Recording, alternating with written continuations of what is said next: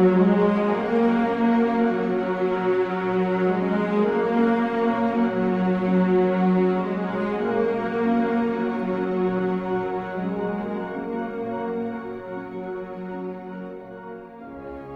есмь Михаил, архангел первого луча, луча веры. И я должен заявить вам, что первым шагом к вашему продвижению на пути является ваша вера. Без веры вам не будет оказана помощь свыше.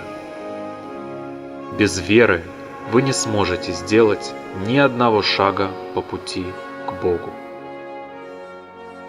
Любое ваше дело, которое вы осуществляете на физическом плане, без веры в Бога не будет успешным и будет подобно дому, построенному на песке.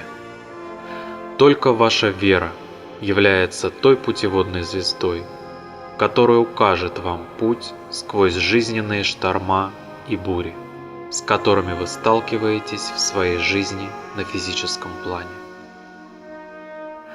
Поэтому от степени вашей веры зависит, насколько успешным будет ваш следующий шаг. Сначала вы сдаете свое человеческое эго. Сначала вы проявляете свою покорность воле Бога, и только потом вы получаете знамение и подтверждение правильности сделанного вами выбора. Это закон. И ни я, ни вы его не можем поменять. Поэтому всем вам, находящимся в воплощении, необходима вера. А вслед за верой вы получите надежду и руководство. А проявлением вашей веры на физическом плане будет ваша любовь. Потому что без любви, пронизывающий вас насквозь, вдохновляющий вас на действия на физическом плане, невозможно сделать ни одного шага в правильном направлении. Ваша любовь и ваша вера – это все, что вам нужно для того, чтобы выполнить ваш божественный план. И если вам для осуществления вашего божественного плана необходимо что-то еще, то внимательно проанализируйте ваши желания и стремления. И, как правило, это будет как раз то, от чего вам необходимо избавиться в первую очередь. Вы всегда будете иметь все необходимое для осуществления вашего божественного плана и для служения Богу и людям, если вера и любовь станут постоянными спутниками в вашей жизни. А мудрость, божественная мудрость, это как раз то качество, которое вы приобретаете, когда беззаветно любите и верите. Качество вашего сердца, которое вы приобретаете в беззаветном служении Богу, сами притягивают в ваш мир все необходимое для того, чтобы ваше служение было более эффективным. Если вы на верном пути, то вы обретаете все божественные качества и совершенства по мере того, как продвигаетесь по пути. Но как только вы обожествляете предмет своего устремления, вы очень быстро сходите с пути. Человеческий ум до такой степени лукав, что даже стремление к обретению божественных качеств он может обратить на пользу себе, на пользу эго, а не на пользу Богу.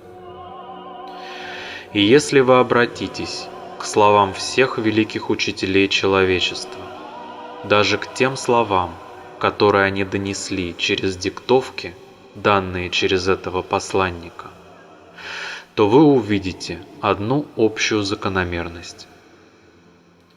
Все великие учителя человечества, каждый на своем языке и пользуясь своим внутренним пониманием, учили одной и той же великой истине о том, что все есть Бог, И этот Бог находится внутри любой вещи и любого предмета, находящегося в этом проявленном мире.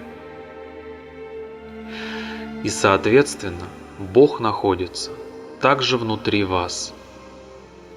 И когда эта божественная истина наконец овладеет сознанием большинства человечества, и каждый человек устремится к этому Богу, находящемуся внутри него самого, то проявленный мир, эта проявленная иллюзия, перестанет существовать.